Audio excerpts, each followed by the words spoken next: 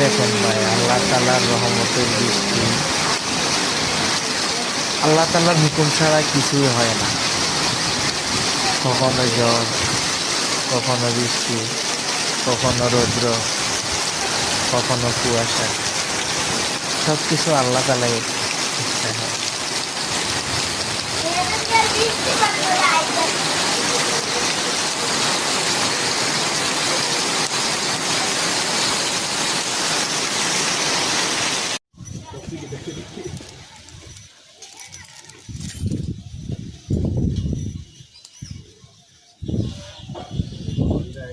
ছাদে উঠতেছি, ছাদের টাঙ্কির ছাদে। বাইরে ভাই কি একটা সৌন্দর্য আছে। বিকালে একটু রেস্ট নেওয়ার জন্য একটা জায়গা করছি।